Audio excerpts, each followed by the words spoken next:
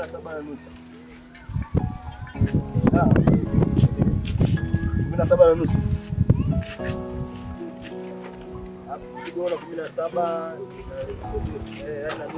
Vipi wewe?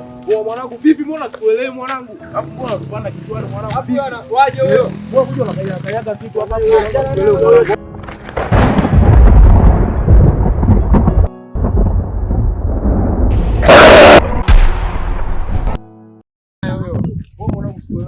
Watu wengine wanasema wametumwa. Dada wewe ni chizi utamua wewe.